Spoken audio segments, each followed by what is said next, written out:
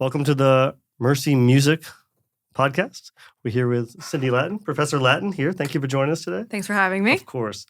You're a producer, you're a songwriter, you're an educator. But this is a Mercy University podcast, obviously, but this is so that we can get to know you more as like a musician and artist. So not just as a teacher, we have you as that. And if going on a year, this was the second semester, right? So fairly new. And it's been amazing having you. Thank you. Thank you. Of course. But take us back to like, what was some of the earliest, like, why are you choosing music? Did you start at a younger age or, take me through like why music? Yeah. I mean, I really started with like theater, mainly musical theater. Yeah. I grew up like performing like community theater in my high school, doing like summer programs at like a Carnegie Mellon I did one year, which was great. So I was really into theater, and I actually even started college. Yeah, I read that. At the conservatory, at Boston Conservatory for a couple of years. What kind of shows were you doing? Any shows that I would know, like popular shows? Like what were you? Specifically at BOCO, I was actually the dragon in Shrek. Amazing. That was very fun. Yeah. I was in Hair. Okay. And then this is a little bit abstract, Bernstein's Mass. I don't think I know West Side that, Story he wrote. This one was, none of us knew what this was either. We were all like 19. We're like, what is this like deep cut? But those were some of the ones I did there. Yeah. And were you a theater fan growing up? It sounds like from your bio you were into like Broadway shows and all those things too. There was a show called Bear, actually, that in high school I saw off Broadway, I think 11 times. Wow. Yeah. So they like all knew me too. It was so embarrassing, but like, yeah, I like nerded out. I mean, I still go all the time, but maybe not 11 times what was to the the same show. You saw recently? Actually, a few days ago, I saw The Last 5 Years, which Nick Jonas is actually in. Wow. He did great. He was good? Oh, yeah. Amazing. But even a few, like maybe the week before, I saw Floyd Collins, which actually Lizzie McAlpine, she's like a really popular like singer-songwriter right now. She works with Jacob Collier and stuff, but she was in it, and it was unbelievable. I'm going to go back this week. Yeah. Yeah. I don't get to go enough. It's, it's expensive. It is expensive. But it's worth going. I've been to a couple and it's amazing. Join TDF. As an educator, you can. You get good deals. Yeah. I need to. It does help. That more. Amazing. So, and again, from reading your bio, it seemed like that was going to be your path from the beginning, like being a singer, acting as well? Yeah. Or, A lot of acting and singing, but when I was at the conservatory, I did enjoy my time there, but there's a lot of dance, and it's just not really my strongest suit, truthfully. I didn't even think of that being a major part of it, but it's huge, of course. Especially at that school in particular. Like some of the other musical theater programs I have heard have a little bit less, but you dance at least once a day, and it was just like...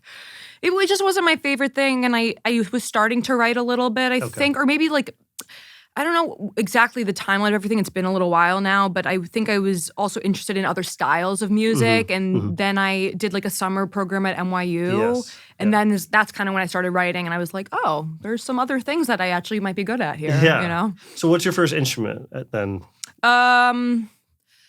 I mean, I guess I played a flute as a child. Okay. I mean, like... But that's big, because you're probably reading some music, you're getting your ears training. I never like to downplay the importance of like those early instruments. That is true, honestly. I mean, if you never pick up flute again, it was foundational in some way, I imagine. I agree, and I didn't ever end up following through with it, but during the pandemic and a little bit before, like when I was leaving college or finishing, I was like trying to play saxophone. So having the flute kind of definitely helped there. But I mean, keys, I think guitar is like more my main instrument, but yeah. And did you pick that up when you were like younger? 19. Oh, okay. Oh, so a little later then. A little later. Okay, cool. That's still like plenty early. That's not, no, it is. It is. Like it is. But at the time, I feel like sometimes like I like this summer was teaching some high schoolers at Berkeley. And one of them was like, I feel like I'm too late to start. And I was like, you're like 17. Like it's not too late. The pressure we put on like 8-year-olds. It's crazy, right? It's insane. Yeah. It's like... Yeah, because sometimes people give me shit. They're like, "Well, you always knew you wanted to do music from like a young age or whatever," but we've had students that were 88. We've had students that were super. We have all ages of students. I love it too. I want to be able to go back to school at that age, right? I agree. Probably for something different. For something else. I feel the same. And so we've had all different ages of students. It's like, or even I've had family members be like, "Oh, I want to start playing piano." It's like, yeah, do why it. not? Like, don't stop. So 19's fine. Yeah. But for teaching a high schooler and thinking like it's too late, that's It's devastating. It's not too crazy. late. No, Pick up your instrument now. it's very early. Yeah. Very early. Yeah. I'm like trying to get. I'm a guitar player mainly, but I'm like, I want to get better at keys, like a lot better at keys. You know. So you're playing guitar, you're playing piano a little bit. I mean, both of them, ish. like, I would use guitar for, like, solo gigs, Okay, but, like, it's not, like, something I consider myself incredible at, but, it's helpful for writing. That was the main reason If to you're writing learn. a song, what are you grabbing? Are you grabbing a computer or a piano or guitar? Guitar or piano, depending on the day. Okay, yeah. Yeah, I'm not a DAW first person. Okay, I'm not, yeah. Interesting. Mm-hmm. Yeah, I go back and forth. Used to be. I'm trying to get away from the DAW. But it's nice to like do each song differently, ideally, because then they will all sound different. Yeah. I was rocking out to your music all morning, and I've heard it before. I was like living in it this morning, and I was blown away by the arrangements. For like everything was like amazing, and the sense of how everything was working together in melody with the horn specifically. Like, kind of, can you talk about the arrangements and like how you approach that? Maybe, yeah. I think you're probably referring to like a project I did a few years ago that was like big bands. Well, I heard that. Okay. Yeah, I heard. But there were some other songs that just had like horn arrangements. Right. Yeah, I mean, a lot of like my education was based in like writing for horns and like jazz harmony and things like that. And one of my majors was like arranging, had like a lot of arranging and orchestration. Yeah. So and then like, again, I was at school in Berkeley and there's just horn players galore. Like they're everywhere. Yeah. There's like a million alto sax players. They're literally everywhere. So there were so many of them and it was great. I could just write things and a lot of the earlier things I wrote were not very good, but it was really helpful and like faculty helped me and looked over my work for a lot of time. And I also became a big fan of the 8-Bit Big Band, if you're familiar with them. I'm not. It's like tell me what that is. It's a big band, and the band leader is Charlie Rosen. He's actually like a Broadway orchestrator. I mean, he does everything. He literally does everything. He also plays like a million instruments. He's like kind of insane. Yeah. But he creates these big band arrangements of like video game music, but the arrangements are just like so good. And he used to let me like sit in on his sessions sometimes, and like that was very inspiring. Yeah. Awesome. Well, I was kind of blown away this morning with listening to it, but it all felt like it supported the vocal in the song too. Well, the vocals are the most important. Of course. In well, mine, you're the singer, the songwriter, and they should be. You know, Yeah. I mean, it's not anything against the other musicians. No. It's just if it's a vocal. Well, they're essential. It's yeah, all it's a vocal essential, song. We're jumping around a bunch, but so then you're going to music school. You end up at Berkeley for undergrad. Tell us about Berkeley. Yeah. Doing that. What do you anything? I have lots to say. I loved it. Honestly, it really changed so much. I kind of to the point we were talking about how like people are like, I don't know if I'm starting too late. Yeah. I didn't have any plan to do anything music production related when I went there. I was like, I'm just going to be a songwriter. Okay. Not like that's just a thing. Like that's a lot on its own. But I was like, that's exclusively what I plan on studying and performance. And then like there's a couple classes they kind of you have to take as part of the major, just like some light like production. And I was like, wait, I actually like this. Yeah. Started taking a few more, and then at that point it was like just add the major. Yeah. So I did, and I loved it, and I don't know, I really have almost exclusively positive things to say about my time there. Like the faculty were great. It's nice that they're some of them are my coworkers now. Right. It's kind of funny. Yeah. No, to go back and teach there is amazing. It is special, and there's just a really good community. I feel like everyone pushes each other there, but it's nice that like on the opposite side of musical theater, like your classmates aren't necessarily always your competitors. Okay. They all play different instruments. They might have very different genres. Whereas in the musical theater program, it's like you're auditioning for the same parts against everyone all the time. It was a little... Think of that. So that dynamic was a little challenging for me. But Berkeley, it was I guess if you're in performance school, like if you're like jazz drumming, it's like you're all going for the same thing. I can Whiplash, see that. Yeah. That's how I feel like here. Like everybody, all of our students have such different paths, and like they do. Everybody's path is so different, and there's space and jobs and opportunities for everybody to work a little bit differently. Like our paths are very different. Mateo's on the camera, so your path's going to be different than ours, and that's amazing. And there's space for that. So you're doing Berkeley. And then you do grad school at New York. At Berkeley, right? New York. So there were a few years in between. It was like the pandemic. I was not sure I wanted to get another degree. And I also definitely didn't want to do it online. Yeah. So totally not. Yeah. So I was like, let me just take a second Yeah. I always knew I wanted to be a professor. I just, Oh, really? Yeah. Actually at Berkeley that came up. I was taking a lot of music, advanced music theory classes. I was like, wait, this is so academic and cool, but it's still music. Yeah. So even then you were thinking about teaching. Okay. A little bit, yeah. Because especially, which is funny because it's not even what I teach, but I was harmony. Right. I thought I was going to be just teaching music theory. Mm-hmm. But it was definitely an interest, partially because I looked up to so many of my teachers too. They were great. But then, I did the New York program, which was really different than Boston, but also great. Beautiful facilities. Yeah. Definitely can't complain about getting to record some stuff there. Amazing. Yeah, and there were definitely interesting people coming through the doors there a lot of times. I never really. I think I saw Lin-Manuel Miranda once. Yeah. But while I was there, there were they recorded some of the songs for the Barbie movie, all kinds of crazy things. That's amazing. It's, again, just inspiring to be around. It really is. Yeah. So you do that, you get your master's, and then you start teaching at Berkeley after that? Yeah, that summer. So I graduated, I think, in July, and then pretty sure maybe late July or August, I had some interviews.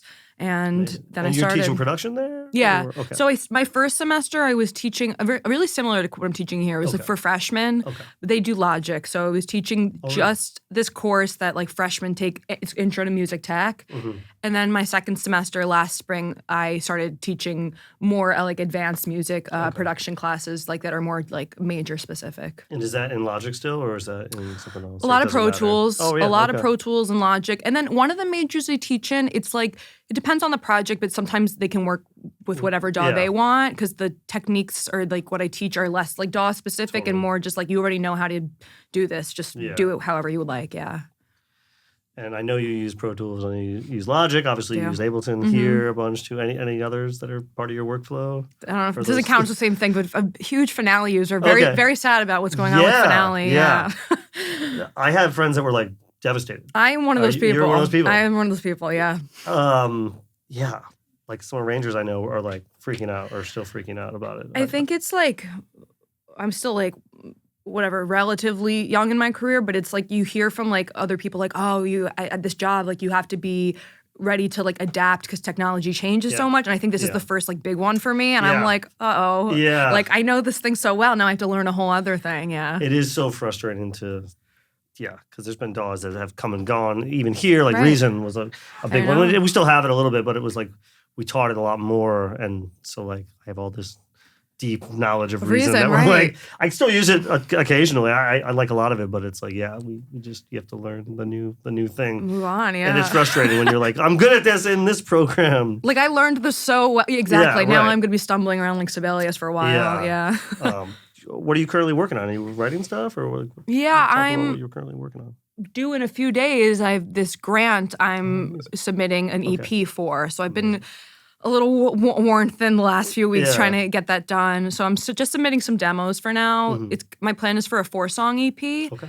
The reason that I want a grant is that it would be nice to be able to record. The last few things I put out have been mainly in the box or just me kind of working, or maybe I'd bring in a couple people. Okay. But I want to go back to those kind of bigger projects where I can get all the studio time, book all the people I want, everyone gets paid well, rehearsal, all that stuff. So that's what I'm proposing. Yeah, amazing. Well, we're hoping you get it. Thank you. That's amazing. Appreciate it. And so, but you're writing. You at home? You write with a guitar or piano, or I write lyrics literally all the time. I mean, and then the ones that are decent are the ones that I then decide to add music to. Are you a pen and pad person or these phone? Days I am a pen and pad. I used to be a phone person, but there's something about buying nice notebooks and nice pens that makes me more inclined to write.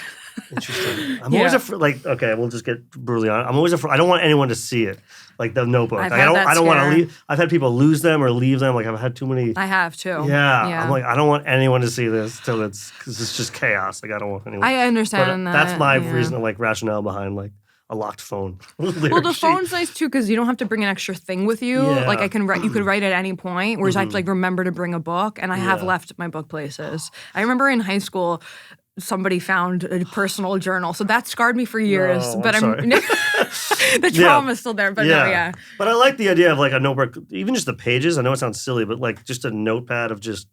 The phone, it's so easy for things to disappear. And I like being able to cross things out. You can see your old ideas a little more clearly. Right. Yeah. Yeah. That's amazing. And so are you, when you're recording your vocals, are you? I know you've done some here, but are you recording yourself? Are you going to studios, or how are you like record? With my vocals, I really prefer to go elsewhere because, like any studio, like it could be here or Berkeley, or if I am able to, go somewhere else. It's just that like I live in Manhattan on the first floor, Right. and it's just the noise. And there's a hum built into my apartment too. It's not like I've unplugged things down the closet, the fridge is out, everything. It just. So if I record at home, it'll just be like a demo vocals or like background vocals. I don't really like using like denoise plugins as much, but if it's something that's like a background element, I can like accept it. But on a lead vocal, it just does too much damage that I don't like want that. Yeah, So I try to avoid that. I've tried so many things, and the thing that's like crazy is one of the majors I teach at Berkeley is called Independent Recording and Production. It's new. That sounds awesome. Yeah. It's great, but like mainly they need to like know how to do everything at home. And the funny thing is I'm like, I never record my vocals at home. It's just one of those things. It just doesn't, I'm never happy with it. Bathroom, I've tried everything. Yeah. I think we take, like we were just talking about this morning, like just the studio, it's not really obviously you need a good mic, but a quiet it's the space is the biggest thing for important. Me. Yeah, I can make certain mics work, but I think it's the space. Sure. Yeah. What do you like? Let's dive into mics. Yeah. What do you like on your vocal? Basic Q87. I mean, that's not basic. It's great. No, it's great. That's great. Yeah. That's my favorite. I mean, funny enough, this is so strange, but I had never tried this before. This pop filter just changed the game for me. It's Aston microphones. Okay. They have a pop filter that I like recently borrowed from someone or at Berkeley. It doesn't move. It's completely still and rigid, and that for me is another like pet peeve of recording. Yeah. I'm so excited about it. Try that one. Yeah. No, I love that. We're excited about pop filters here. I love that. No, I love that. Like that. That's just one of the pet peeves. Is just like as you're recording, it's just unwinding the regular one, and I'm like, are you kidding me? This is the worst when that happens. So you're going to studio. So how important is like the preparation then for knowing your music and even singing it like properly? How important is that? Or maybe you could speak on some of our students are learning how to sing better, and how do you prepare for a session like that? I will say that as the writer, and especially if I have the time, sometimes ideas do change as I'm writing. As I'm recording, I'll even like be rewriting lyrics. But you should always go in prepared. If you're just recording yourself, definitely get a setup where you don't have to run to another room. Right. Do the appropriate patching or whatever you need to do so you can be in the same room. And then, I mean, I've taken voice lessons forever. Okay. There's YouTube videos too, if that are great resources. There's a lot of really good teachers on YouTube. Definitely do like an extensive vocal warm up before going in, because otherwise you waste the first however many takes just warming up. Yeah. And are you like a 100 take person, or are you? Yeah. Well, I used to be. I think lately I'm mellowing out. Okay.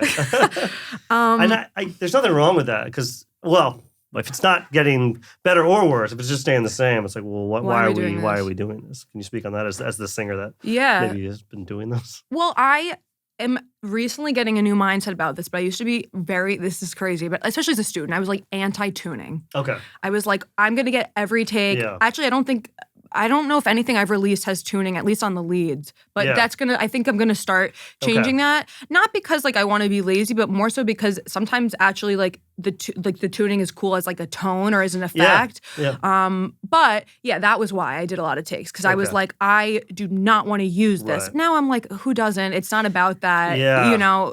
I think as I was younger, it's more like an ego thing where it's like, I don't need that. But now I'm like, I think it's just it's just everybody in the world. Everybody's doing it. It's just like polish. It's a tonality thing. Yeah, it is. It's I mean, I need it for my vocal, so I'm like whatever. But for even if you're a great singer, it like you said, it changes the tone. I mean, it does. Some people hate it, and I get that. It's fine. It's really project dependent, right? But it is. But I feel like even just like I had a teacher who was like, even with the best singers, she's like, I'll put autotune, but just like a really slow speed, just a little bit. And I'm like, why not? Especially even if it is a demo, when I don't have the time to do 100 takes, then like, why not? But I've definitely been the 100 take person, but I found that over time it made me less want to work on my music, because the mind, like being mentally prepared to like go into like, I'm about to have to do 100 takes, took out some of the fun of it. Yeah, interesting. Yeah, I don't have a good answer for singers with that, because it's tough. It's so personal, and then it's not someone or an engineer saying like, you don't sound good. It's not that. not that. But I feel like singers you have to just kind of come to that journey yourself. You're gonna feel a certain way about it. Like, and it's an engineer. I always feel bad because I'm on this side of the glass more. And so you don't want to be like 2 hours into a session, be like, so are we gonna? Well, it's very emotional. And then like right. when I teach like producers, like who are gonna produce vocalists, I'm like, you have to like really read the room, know like what the vocalist like is capable of, and also what they're willing to receive like verbally from you. And then, and they're like, well, sometimes students will say, I have the issue of, oh, the singer wants 100 takes, but we don't have time. And I'm like, then tell them the ones they got were awesome and move on. Like that's what you got to do. Yeah. Yeah. We definitely talked with some of my students too about the psychology of this. Is much. Kind of, do you engineer other people sometimes? Sometimes, yeah. Definitely a lot of work on my own stuff, but it's definitely happens. And I'm also the cheerleader. Yes. I like to compliment sandwiches. I mean, don't lie, but I feel like there's always something good being done. Yeah. But still,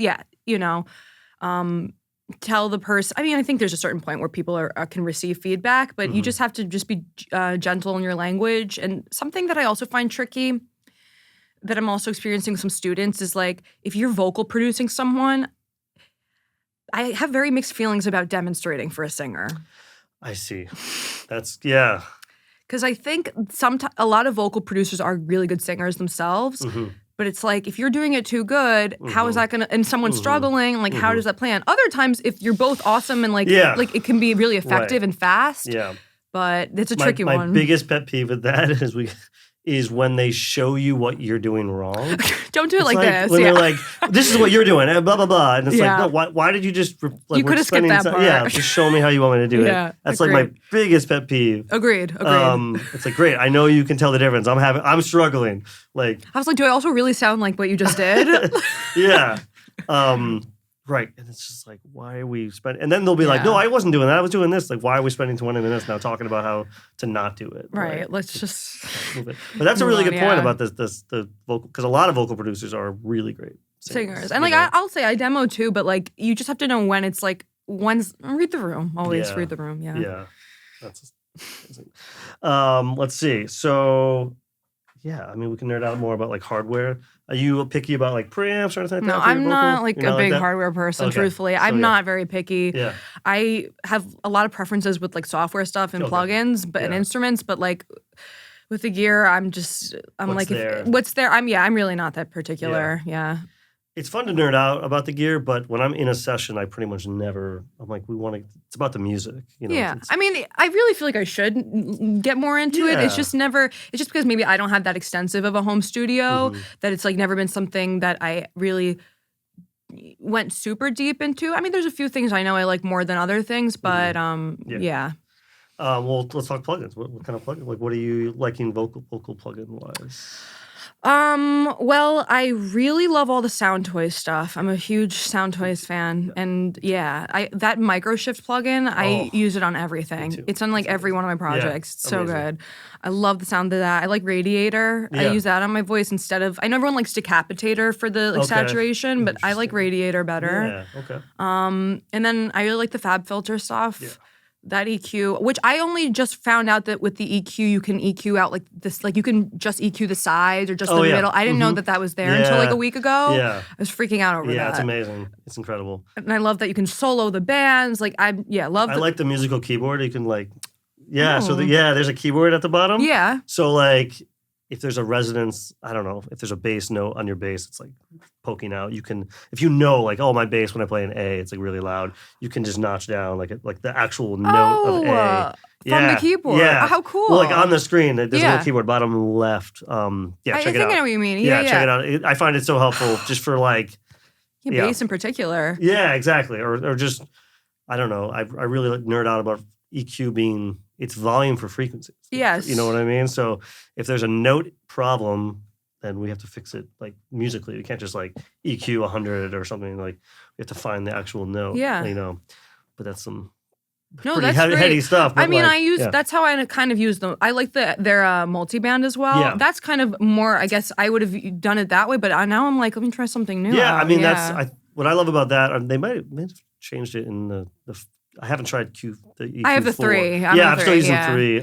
We have 4, but all my templates have the 3rd, so I'm kind of just living with that. Yeah. But I use the multi-band for really side chaining other things to that. To I was just gonna. That's been my new thing is really? side chaining any of like the instruments that kind of are living in the same frequency range as the vocals, and just having them duck like just a couple dBs when the vocals come in. It's just exactly a game changer. Everything. Yeah, everything. I do that. Like we do like these live radio recordings here. I do it on that because like. As soon as the singer stops singing, the guitar can kind of live, or the keys can live there, and then as soon as they are singing, it kind of ducks them down. If you can hear it, it's probably doing too much. Agreed. But if it's like just couple subtle, dB, dB. just subtle. That's so great. That's amazing. Yeah, it's been so helpful. I mean, love that. Fab Filter's amazing. Sound Toys. I got to visit Sound Toys up in Burlington at their place. Oh, how cool! Which was amazing. It was incredible. We love Sound Toys. Sound Toys are amazing people. So, how like mentors in your world? How important are mentors to you? I mean, very. I've always been a very school like academic person. So my teachers have been great. Different ones at different periods of my life.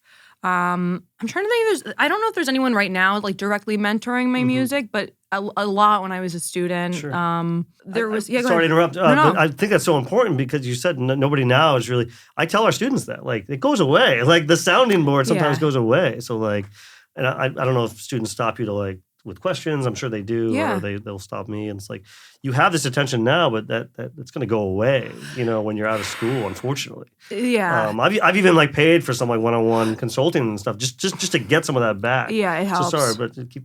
No, I agree with everything you said. I actually growing up, I had this teacher who was amazing. His name's Drew Gasparini. He's actually like a musical theater composer. I think he's working on the Karate Kid Broadway musical. Yeah, he's awesome. Insane, But he really helped me get started with songwriting. But I remember I would like meet with him weekly. Even when I was at college, he wasn't there. He's in New York. And I would like, whatever, FaceTime with him. And he was like, you don't have to like show me every song.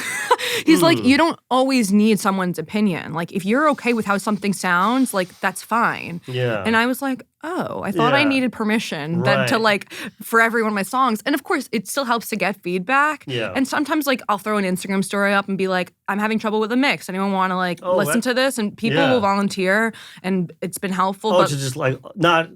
So you send it to them. You don't like post a video of it. No, okay. I don't want everyone's opinion. Okay. That can be overwhelming. I was actually going to say. No. Yeah. Let's talk about that because I think that's important. Because we've all been a part of records where you're doing the record and you're like, yeah, we're done. It's everyone loves the mixes, and then you're like, well, my dad listened and my sister listened, and it's like, well, why do I hear? And by the way, I actually always use. I would like, what would my mom say about this? Like about this mix? Because she's not a musician. She doesn't know anything about any of this stuff, right? So, but people have really good ears that they don't really know usually. But so what would somebody that doesn't know this stuff think of this song? So that feedback is valuable sometimes. And I really like to put myself in that mindset. But I actually don't really want 20 opinions. I want people like very chosen sets of ears, if that makes sense. I feel exactly the same. Yeah, when I put out a story like that, I mean, of course, most people who respond are people who do work in this type of field. So it's like they all like have something valuable, but it's not even a matter of like, I want you and not your opinion. It's more like I just mentally can't deal with too many opinions. Because if one of you is like, oh, the vocals sound blah, blah, and then the other person says the opposite thing, I'm going to start feeling a little overwhelmed. And you're always going to get those opinions. Of course. It's like, oh, the vocal's too loud, it's too soft. Well, you said it's too loud, and you said it's too soft. It's like, well, I don't like to show anyone anything until I'm like happy even, because it's like, because then I can at least have some confidence. Like, yeah, I think this is good. Yeah. But now I'm too lost in this. Like, what do you think? Because usually getting it there, you lose your perspective. Yes, that happens a lot. Yes, it does. Yeah. I feel the same, and that's the point when you want to ask. When you're like, every time I sit down at this mix, I'm like too caught up in it that like I make some huge change, and then I go back and I'm like, why did I do that? Yeah. And then you fix it back and you go, wait, actually maybe that was working. Yeah. My last EP I made a worse one week. Like I just like made the bass way worse. Yeah. And, like literally made the album like unlistenable to me. So I had to like go back to like 2 weeks prior mixes. It was like that because I was confident before, then I lost the confidence, and then I was like, I lost the confidence, And I just needed to go back to that. But multiple PTX files, right? Save as every time. Every time. Are you mixing your own stuff? Yeah. Yeah. Are you able to kind of compartmentalize that, like as the singer artist and then? I mean, I think so. I think there's definitely a lot of room for growth in my mixing still, but I'm not at the place where I feel like I want to I mean, years ago I used to have people mix for me, but now it's like I feel like my mixing is strong enough that I'm good with it, but still letting the skills develop. But yeah, it doesn't. I feel like the fact that I've like participated in all the other ways, like it doesn't really bother me. Mm-hmm. If anything, I've actually learned that through mixing my own music, I learned the lyrics to my songs because you're just hearing them over and over. So I never have to like sit down and study my lyrics. I just know them after I've mixed and released a song. Yeah. And maybe there's a value because I mix a lot of my own stuff too. And sometimes when I've had someone else mix it, I'm not trying to rag at anybody that has mixed some of my stuff, but which is actually almost nobody. But like the perspective is usually not my perspective that I wanted in the song. So when you're mixing your own stuff, the perspective is probably very accurate. Is that? Yeah, that makes sense. I never really thought about that, but I think that makes sense. Yeah. And I think you just get to a point where it's like, even if you do have someone mix it, I know so much that like, it would be hard for me to give them full kind of control in that way. Right. Yeah. I mean, there's been occasions where, especially in mastering, and mastering is totally different. Mastering, I get done, yeah. But for mixing, a lot of times, or we put up a lot of our stems on like Cambridge. I don't know if you know the Cambridge multi-track website. Oh no, that's so cool. There's songs up there, so people will send me mixes that they do. They'll like mix your songs. Yeah, which is great, and they'll put it on YouTube. And sometimes people do like such an amazing job, and it's like, oh, this sounds incredible. Wow. But even when it's incredible, it's like there's one thing where it's like, well, the perspective was a little off here with whatever it was, guitar or something, or at least in my head, the perspective. Of course, it's off. Taste, really, too. It's just taste, yeah. It's the taste. So usually it's like, it's not the technical that's wrong. It's usually the taste. And wrong is such a big word. It's not wrong, but just different. Exactly. Yeah, no, I feel the same. Agreed, yeah. So mastering, you're not mastering your own stuff. No, I don't like to. I mean, like if I need to master something quick for like a pitch or like, if I'm like submitting a demo or something, I like, but I don't. That's the one thing I'm like, there needs to be, I feel like, at least one step that is a little bit not me. Yeah. And I like that. It's, one of the less expensive things to pay for, which is nice. And I think it makes a big difference. Totally. And it's like, I can, but why? I'd rather someone who's just like really, really tuned into that skill set, like just knock it out of the park rather than me like stress over it. Yeah. It's worth every dime. It is, and it takes them usually like a couple of days. Like it's not like a mixture you could be waiting a long time. It's like mixing can take a while, and then there's revisions. And a lot of mastering is usually like pretty good. It's like, okay, this is usually when I want revisions because I'm not happy with the mix. So I say to them, I'm so sorry. I actually need to redo the mix, but we'll come back. Yeah, no, that's amazing. You just amplified everything that I didn't like, which is not their fault, mine. But no, but it's good. Oh yeah, reference mixing. Do you use like references when you're mixing? Yeah, I think it's huge. I think everyone should use reference mixes. Yeah. It really changes on the project because I do usually find songs project by project that like I want. I mean, reference mix can be a million things. It could be a mix that I want the mix to be similar, or it could be like the production or something else that a reference track, I guess. But yeah, I use references all the time, always import them. I love the solo XOR mode in Pro Tools for the going back and forth. Game changer, love it. It's amazing. But yeah, it depends on the song. I mean, I will say that there's like a specific lesson I teach at Berkeley based on reference mixes, and like a few that come up in that lesson that one of my colleagues, his name's Enrique Miller, put together is some of Zed's stuff. They're just like what's the one, The Middle, if you know that song. It's like a very top 40 pop thing from maybe, I don't know, maybe 5 years ago. Okay. The mix of that stuff is like really, really clean. Like really, every instrument you hear so like clearly, everything like full like frequency spectrum, full like stereo width, like it's all like very helpful. But again, I do generally do it more like based on the project and like what's stylistically appropriate. That was where I was using some reference tracks that I loved, and then I was like believing something else in the studio, and then I went back. I was like, no, I just got to just trust my references. Right? Oh yeah, and trust that like I like this, and maybe the bass is like really loud on this, but I really like it and how it translates on other systems. So I'm gonna believe in my music and then also the reference and just live there as opposed to like sometimes like certain plugins will get in and like Isotope has the one where it'll like what's it called? It'll look at your mix and tell you if you have like too much bass or something. I forget what it's called. It's not Insight. It's one of the ones that goes. I don't know if I know that one honestly. It's like an analyzer you can like plug in like if it's a rock or EDM song or something. It'll give you like a curve. Oh. And it'll be like, oh, you have too much bass or too little. And for this style. Yeah. And it can be really helpful. It's actually really nice. I'm blanking.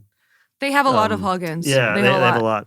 But it's an amazing tool. But then I realized, like, oh, I just wanted this record to probably have. I'm okay bass. with it having. Yeah, exactly. Totally, but it helps with like the spaces because we don't always get to mix in rooms like this. I'm not usually. Yeah, but even rooms like this, it's like there's always you're always coming up against acoustics in rooms, and I mean it's amazing. I do a lot of mixing in here, and I use Isotope stuff on every mix, so there's just plenty of great things. I love Isotope. I love Isotope's series on mastering. I don't know if you watched any of that stuff. I've seen actually the colleague I just mentioned has done some of their mix videos. I haven't seen the mastering ones, but I should watch. They're all really good, and we use them in the mixing class here. But specifically, the mastering ones are like they're really next level. They're really great. I could use that. Yeah, they're really great if you need to master something like on your own. But Tonal Balance was the plugin I'm talking about. That'll show you the kind of your spectrum, which is an amazing tool, and I use especially when I'm at home and I'm on headphones or something because I have speakers, but it's like in a bedroom, not treated. So, mine's the same, you know, like headphones. And so I use that, especially there if it's like 1 a.m. and I need to get something done. It's a good perspective tool because most of the time I'm on headphones just because like your apartment's loud, my apartment is loud. You know, but it's a nice little setup. You know, little Grace monitor controller for headphones and speakers. Oh, nice. But 2 inputs, you know. I don't really record that much at home. I did do all the vocals in my last EP at home, but they were really noisy. They were really noisy. I think for that EP it was okay because it's so like synthesized. But right. Sometimes it's okay. Like you can certain tools work in certain situations. Or I'll do a lot of guitars from home because if I'm using like an amp in the box, like I can do guitars at home. But anything else you gotta book the room. Gotta book the room. Tell me about your like home setup. Like, is it? Oh my God, it's there's really not much. I mean, I've got like Rockets. I've They're great. I honestly like them. I've got like an SSL. The 6 or whatever. Plus, I think it's a 2. Okay. I don't remember. Oh, the interface. The interface. Okay. The interface. Okay. I'm thinking of the little mixer thing. Yeah. No, I've got that. It's been working for me. I try not to do too much recording at home. It's just tough. It's just tough. I'm a big also headphone mixer. Check everything on my monitors. Yeah. I'm the type that will try to check my mix in as many rooms as possible. So if I'm like here, I'll take a listen, or at Berkeley, I'll take a listen. Right. That's kind of just been the way. But I do like working on the go as well. Like I'll work on the amp track and stuff. Yeah. I'll work in my bed. Sometimes I'll bring my microphone and interface literally to my bed. That's great. So my home setup is very, very DIY chill. I love to be out. Sometimes I'll go outside here, like to the pavilion with my like just Apollo Twin. Because there's power in the pavilion, so you could just being outside. If I could change one thing, we built this in 2016, and just windows. I'm like, now I'm realizing like, why am I so angry? It's like, oh, we haven't seen sunlight in like a week. This is probably why you're frustrated. my house is like that too because I live on the first floor, so I keep the blinds closed because I want privacy. But then I'm like inside like a box. Yeah. Plus studios are always dark. Or especially like if you're doing like a 10-hour session in here, and you're like, wait, why are we? Oh, because we need water. We're hungry and we haven't seen daylight. Like plants. Let's go outside. Let's see some plants. We've got the aqueduct trail. It's beautiful. Like this campus is really beautiful. It's come a long way. They put a lot of work into it in the last couple of years. Well, it looks great. It's like the seasons too. Like it's nice going through the seasons. Yeah. Like it is beautiful here. The snow is really nice. I just like being on the water too. Something about that I just like and need kind of mentally. There's some really pretty trees as of the last week too. Like I even coming this morning based off of like compared to last week, I was like, wow, it's just greener. Yeah. And you're taking the Amtrak up to Boston every week? I like am. A couple times a week, or No, I go up Okay. once, but I do spend a night. Yeah. Okay. So it's not. I mean, it's easy for me to say it's not much, but it's a lot. It's definitely a lot. It goes by. It goes by. Yeah. Especially on the way there because it's the morning, so I'm like trying to sleep anyway. Oh, okay. Yeah. Cool. And you're working on the train. You're like doing. Honestly, You're not I'm recording usually vocals on the train? No. I've done other crazy things on the train though, like put on self tanner and like straighten my hair, like crazy things like that. Hey, but listen, listen, make use of the time. sometimes it's a Friday and I'm like going back and I'm like I have plans tonight. Like I need to get ready. So you're going up on Thursdays or whatever? Or? Not this semester, but in other semesters. This semester, Tuesday, Wednesday. So I'll be back tomorrow. The way there, I sleep or just do like last minute, like just look through my notes. Yeah. On the way back, I'm just usually so fried that I just need to kind of zone out and watch TV. Sometimes if I'm like I'll try to get some grading done, but after all the teaching, it's a lot of hours. Yeah. And I love it, but I just need to like zone out. It's like I don't play video games because like people are like, why don't you play? I'm like, I'm on a computer screen all day. Like I don't need to go. Sound gym. You should do sound gym. I don't know what it is. Oh my god. Oh yeah, I do know what it is. Of course. Yeah. That's like video games, but it's like I should do that. It has made my ears, especially like frequency recognition. Is it an app now or is it just a website? I think I just use a website. But oh my god, they're fun and like I actually feel like I'm getting better. I still feel like I might hate that too. Because after like 12 hours, you're like, I don't want to see it. I don't want to see a plugin. I don't want. But maybe I probably should. No, that's fair though. After a long day, like I'll listen to podcasts more than I even listen to music a lot of. That I understand. Like but just because it's. Too much information. Also, my ears get really tired at the end of the, especially if I listen to a little too loud one day or a lot of projects. Like I'm like I can't listen to anything else. No AirPods. Like my ears just need like air. Totally. Silence is amazing. It is healing. Amazing. So I know we're out of school, so books, but not necessarily like university books. Oh yeah. But I'm reading the Rick Rubin book right now on creativity. I'm blown away by it. Oh, actually, you know what? I think I saw a clip of him talking about the book. That was unreal. Yeah. I'm going to be honest. I kind of wrote it off. I was like, I don't, I'm blown away by it. It's so good. Is it? Yeah. Oh, okay. It's so good. Summer reading. Yeah. Or I'm listening to it. Okay, nice. But the Rick Rubin books on creativity. But is there any, and I got the Brian Eno one. What is art? I'm like. I don't think I've read that either. It just came out. Out like I think 2 weeks ago. This is good. Yeah, any books, like music books that you're like into right now? A teacher I used to have, Mike Errico, has a book on songwriting. I can't remember the exact name right now, which is a bummer. But oh my god, it was funny. Another teacher recommended. She's like, you should read this book, and I'm like, that was my teacher also. That's so funny. It's unreal. Just a lot of really good like songwriting gems. I'm gonna send me that link. Yeah, because I will. I'm really trying to read as many songwriting books and perspectives. I love that. Yeah, that one's great. I wish I could like kind of think of things off the top of my head in there that stuck out to me, but I just remember reading it and and actually my desktop of my laptop is littered with screenshots because I read the books on my computer. Yeah. Littered with screenshots from the book of like parts that I was like, oh my god, that's amazing. Yeah. I think one thing though that really came to mind from that book that I love is like the whole thing of like, you can write songs that are like factually true, but I feel like people should just also write, if you're writing a song based off something that happened and it's more exciting or fun to like lie, then lie. Just don't put someone's name in it. And if they say this is about me, you say it was influenced or inspired, but it took on a life of its own. Yeah. So I don't. Like we watch movies that human beings write or TV shows and books. Yeah. People are allowed to make this up. Why with a song? Based on a true story. Yeah. Or even if it's not. Fictional, yeah. Tom Waits and like whatever. It's like not all this stuff happened. Agreed. Agreed. So I'm a huge fan. I love writing from different perspectives. I think that's amazing. Yeah, even like people in your life, like write a song from their point of view. Yeah. I mean, I love that. That one's great. Giving songwriters the permission to like, you're a storyteller, you're an entertainer, like you can, shut up. Yeah, and you should, and you probably should. You probably should. It might be a better story per song, but that one's great. I mean, I guess don't go around saying this is like all 100% factual. Well, but don't put people's names really. And things like that. Though the funny thing is when we have this discussion in my classes, there's this song that I always use as an example of like kind of like what not to do. Okay, what song is that? I think it's Mike Posner, and he has this song that's called. Do you know what I'm talking about? It's called "Cheated." I think it's called just "Cheated." I don't know if I know. So the whole song is like, "I wish I cheated on you," and he's saying all the awful stuff that the girl did to him first. Okay, and then the bridge, he goes, "Caroline Stevens, this is for you." Holy shit! And he says some intense stuff in there. It's really funny though. Yeah. But I'm always like, so let's not do that. Yeah, change names. Changing names is cool. But I also always wondered if that whole thing was fake and it was just for the shock value. Yeah. Because it's. I worry about. I wonder about that with. I'm not going to put any artists on blast right now. But some artists are like, I feel like this feels too conveniently. Like I think this is fabricated to make it really good, like TV or something. Sure, yeah. But it is, you can't look away sometimes. You're like, yeah, this is very that entertaining. Song is hysterical. Yeah. Also, if Pat Pattison, another teacher I had, he's really famous for his Writing Better Lyrics book. Unbelievable.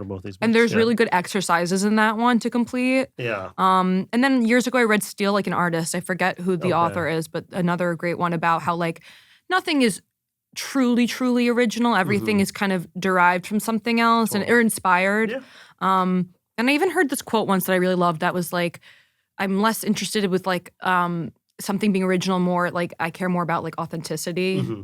So that kind of, that book kind of touched on things like amazing. that. Yeah, I think authenticity is so important. And because it's not so much, I feel like not anymore, but I feel like when I was coming up, people were chasing these trends like, you know, whether it was like the auto-tune trend or like the Mumford & Sons thing, like whatever something else was popular. And it's like, oh, now we got to sound like Justin Bieber and now you got to do this.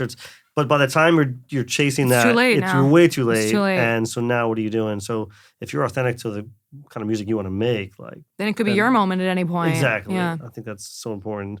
So we talk about books, but any like albums that it could be old, could be new, but anything that you're kind of into these days, or I think it's Cloudy, but it's Mac Ayer's most recent album. Okay. He's one of my favorite artists. Okay. Love his music. Anytime I listen to it, it reminds me of why I like making music. Okay. So honestly, I think his music might be some of the few like full albums I've listened to. I'm not a big album listener. Yeah. I'm not even a big album releaser. I think everything I've released has been a single, except for my first ever EP, which everything has been singles. Yeah. I love his music.